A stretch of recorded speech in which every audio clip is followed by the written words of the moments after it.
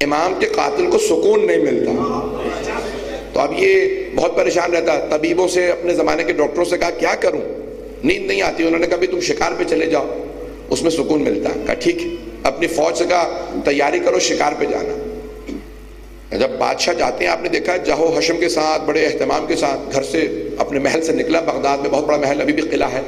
تو باہر نکلا، اس کے سپاہیوں نے اعلان کیا بادشاہ سلامت، خلیفہ وقت عبداللہ مامون آ رہے ہیں، سب لوگ ادب میں ہٹ جائیں، راستے خالی کریں. سارے راستے خالی ہونے لگے. جب راستے خالی ہو رہے تھے، بچے بھاگنے لگے. دیکھا کہ ایک بہت کم سن نوجوان بچہ گلی کے ساتھ کھڑا ہے، بھاگنے کے لیے تیار نہیں. چہرہ دیکھ کے محسوس ہوتا ہے کسی کرار کی نسل سے. مامون جیسے گزرنے لگا، گھوڑے، ہاتھی، بہت اونٹ وغیرہ، بہت بڑا لشکر تھا. اس نے دیکھا کہ سارے بچے بھاگ رہے ہیں، ایک بچہ بڑے اطمینان سے کھڑا. کہا رک جاؤ ذرا، اس لشکر کو روکو، مجھے اس بچے سے بات کرنی. تو ایک مرتبہ بچے سے مخاطب ہوا مامون اور کہنے لگا کہ برخوردار، سب بچے بھاگ رہے ہیں، آپ کیوں نہیں بھاگے؟ امام نے کہا 3 وجہ سے. امام نے کہا پہلی وجہ یہ ہے کہ میرے یہاں کھڑے ہونے سے تیرا راستہ نہیں رک رہا، اور دوسرے میں نے کوئی جرم نہیں کیا جو بھاگو. بے خطا فرار نہیں کرتے، مجرم بھاگتے ہیں. اور تیسری وجہ یہ ہے مجھے تجھ سے حسن ظن ہے، اچھی تیری طرف نیت رکھتا ہوں کہ تو معصومین کو نہیں مارتا ہوگا. پھر امام نے کہا کیا تو نے ایسا بھی کیا؟ پتہ نہیں ہے. یعنی امام نے اسے اشارہ دے دیا کہ مجھے پتا ہے تو قاتل ہے، کہ میں حسن ظن رکھتا ہوں تو معصومین کو نہیں مارے گا، لیکن کیا تو نے ایسا کیا؟ ایک مرتبہ سے پسینے آنے لگے. کہا آپ کون ہیں؟ سمجھ گیا یہ عام بچہ نہیں ہے. کہا آپ کون ہیں؟ کہا انا محمد ابن علی. کہا کون سے علی؟ آپ کس علی کے بیٹے ہیں؟ کہا علی ابن موسیٰ رضا. کہا خراسان والے؟ امام نے کہا ہاں میں انہی امام کا بیٹا. اس نے فوراً قرآن کی آیت پڑھی، اللہ اعلم حیث یجعل رسالتہ، اللہ بہتر جانتا اسے کسے رسول بنانا ہے، کسے امام بنانا. کہہ کے چلا گیا. اب آئیے اگر مجھے علم امامت کو پیش کرنا. چلا اور واپس آیا. جب واپس آیا تو ایک مرتبہ اس نے راستے میں جب شکار کے لیے گیا تو عربوں کا آج تک شوق ہے، اگر آپ دیکھیں تصویروں میں عقاب، ان کے بادشاہوں کے ہاتھوں میں عقاب دیکھیں گے آپ، شکرا عقاب وغیرہ ان کی عادت ہے. تو اس زمانے میں بھی عقاب کا شوق تھا. اس نے عقاب دراج کے پیچھے، ایک پرندے کے پیچھے اڑایا کہ یہ جائے جا کے اس پرندے کو پکڑ لا. کچھ ہی دیر میں دونوں آنکھوں سے اوجھل ہو گئے، نہ دراج نظر آ رہا ہے نہ عقاب. بہت دیر بعد عقاب واپس آیا تو ایک چھوٹی سی مچھلی چونچ میں تھی. سب سے پوچھنے لگا بھئی دراج پرندے کے پیچھے گیا تھا، واپس مچھلی لے کے آیا کیسے؟ کہ بادشاہ سلامت ہمیں کیا معلوم. اب بہت پریشان. کہا ٹھیک ہے میرے عجائب گھر میں رکھ دینا، لکھ دینا مچھلی کے نیچے یہ وہ مچھلی ہے جو بادشاہ مامون کا عقاب ہوا سے لایا. ہوا میں مچھلی کہاں سے آئی؟ بہت پریشان. پورے رستے بس یہی سوچ سوچ کے پاگل ہو رہا مچھلی ہوا میں آئی کیسے. جیسے ہی دوبارہ بغداد پہنچا، دوبارہ سب نے اعلان کیا بادشاہ سلامت تشریف لے آئے. سارے بچے بھاگنے لگے. دیکھا وہی بچہ ایک بکری کا کان پکڑ کے، سینگ پکڑ کے بار بار کہتا ہے اسجد للہ، اسجد للہ، اللہ کو سجدہ کر، اللہ کو سجدہ کر. مامون رکا. کہا سب روک دو قافلے کو. کہا کہ کیا کر رہے ہیں آپ؟ بکری سے کھیل رہے ہیں. امام نے کہا وما خلقنا للہو واللعب، ہمیں کھیلنے کودنے کے لیے خلق نہیں کیا گیا. کہ پھر آپ بکری کو کیا سکھا رہے ہیں؟ امام نے کہا سرکش جانوروں کو خدا کا سجدہ کرانا ہمارے بچپنے کا کھیل ہے. جب جوانی میں آتے ہیں تو بادشاہوں کو خدا کے سامنے جھکاتے ہیں. اس نے فوراً جیب میں ہاتھ ڈالا، چھپا کے مچھلی کو نکالا. لوگ کھیلتے ہیں نا بچوں سے، یہ میری مٹھی میں بند کیا ہے؟ کہا بتائیے میری مٹھی میں کیا؟ امام نے ایک مرتبہ چہرہ دیکھا. کہا بادشاہ شکار پہ جاتے ہیں، جب سکون نہ ملے تو شکار کھیل لیتے ہیں اور اپنے عقاب کو پرندوں کے پیچھے اڑا دیتے ہیں. اللہ دریاؤں سمندروں میں بھنور چلاتا ہے، چھوٹی مچھلیاں تاب نہ لاتی ہوئی بھنور میں اڑ جاتی ہیں. عقاب دراج کو چھوڑ کے مچھلی پکڑ لاتے ہیں. بادشاہ پریشان ہو جاتے ہیں اور آ کے رسول خدا کی ذریت کا امتحان لیتے ہیں.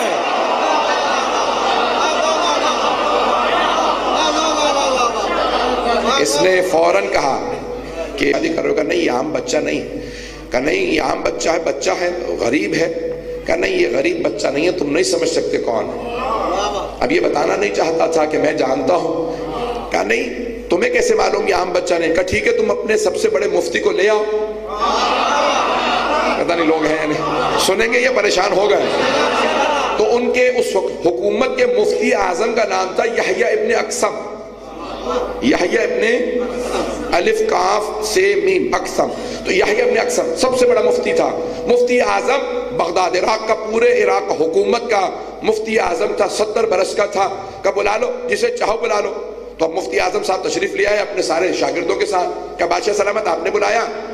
امام سے کہا کہ آپ کے لیے بھی میں تخت لگوا دوں. امام نے کہا خبردار, ہم تخت پہ نہیں بیٹھتے, میرے لیے ممبر لگواؤ, ہم رسول خدا کے ممبر کے وارث ہیں.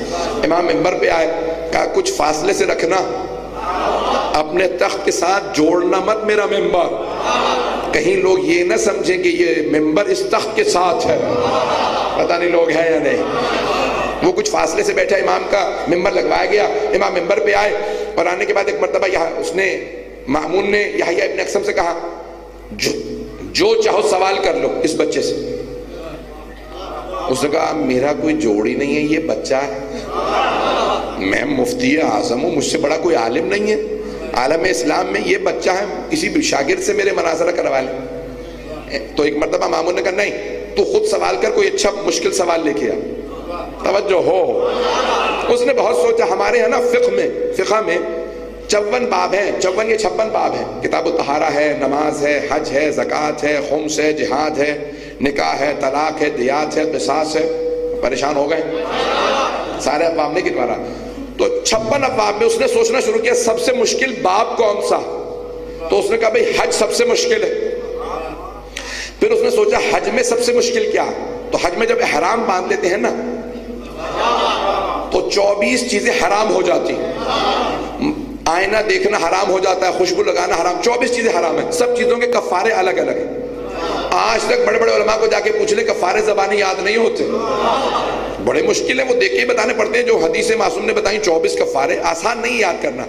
تو عزیزان گرامی جو مسلسل حج پہ جاتا ہے اسے یاد رہتا ہے. اس کے علاوہ تو اس نے کہا بھئی سب سے مشکل حج میں سب سے مشکل کفارات. تو اس نے سوچا کفارے سے سوال کرتا ہوں, بچے کو کیا پتا ہوگا, میرے تو کسی شاگرد کو بھی یاد نہیں. کہا برخوردار بتائیے ایک آدمی حالت احرام میں ہے اور اس نے شکار کر لیا. اب حالت احرام میں شکار حرام ہے.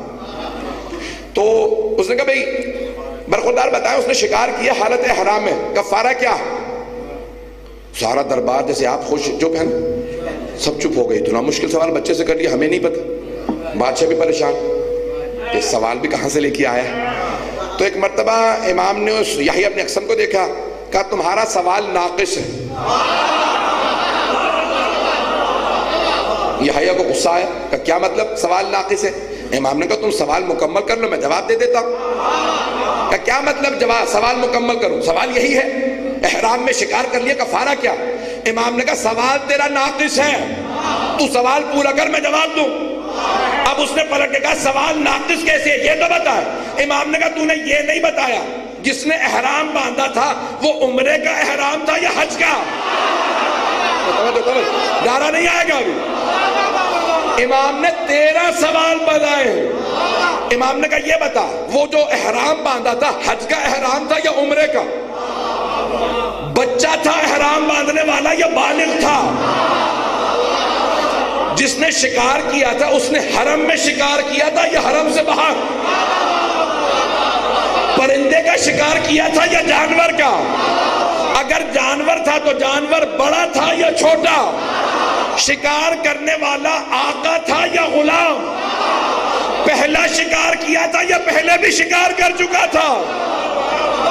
اور اگر پہلے شکار کر چکا تھا تو مسئلہ جانتا تھا یا جاہل تھا. شکار کرنے کے بعد شرمندہ تھا یا کوئی شرم نہیں تھی. رات میں شکار کیا تھا یا دن میں. پتہ نہیں لوگ ہیں یا نہیں ہیں. امام نے 13 سوال نکالے. کہا اب بتا تیرا سوال کیا. کچھ دیر چپ رہا, کہا مجھے خود نہیں پتا. پتہ نہیں لوگ ہیں یا نہیں. کہا میں نہیں جانتا میرا سوال کیا. سارا مجمع کہنے لگا اللہ اکبر. بچہ اتنے سوال ایک مفتی اعظم کے سوال سے نکال رہا. مامون نے خاموشی سے کہا فرزند رسول یہ تو مجھے بھی نہیں پتا تھا، بعد میں مجھے بھی سمجھائیے گا سب کے کفارے کیا ہیں۔ آج شیعہ سنی تمام علماء نے جو حج کے کفارات لکھے ہیں وہ ایک 9 برس کے امام سے پوچھ کے لکھے ہیں۔ ایسا نہیں کتنی باریکیاں ہیں صرف امام بتا سکتے ہیں۔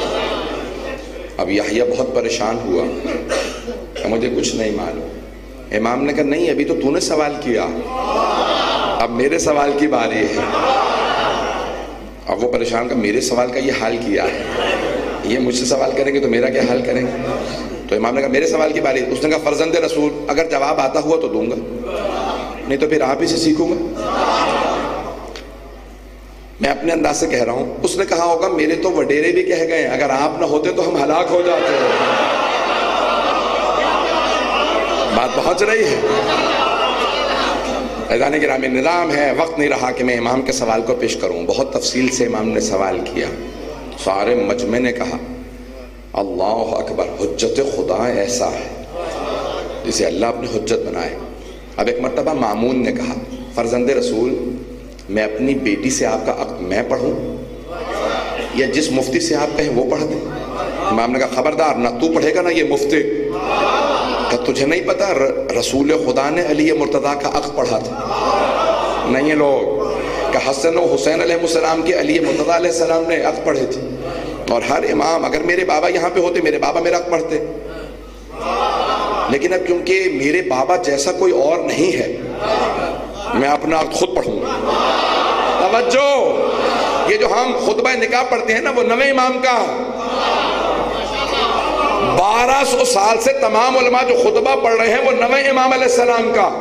میں ایک جملہ روک کے کہنا چاہتا ہوں، تو اب ہر امام نے بعد والے امام کا، رسول خدا نے جناب امیر کا حق پڑھا، اب سمجھیے جناب ابو طالب کا مقام کیا ہے۔ جو رسالت کا نکاح پڑھے وہ ابو طالب ہے۔ سمجھ میں بھی لیتا ہوں۔ پروردگار آپ کے ان تمام مومنین کو سلامت رکھے۔ عزیزان گرامی یہ عقیدتیں محبتیں آپ کو شفاعت کا مستحق بنائیں۔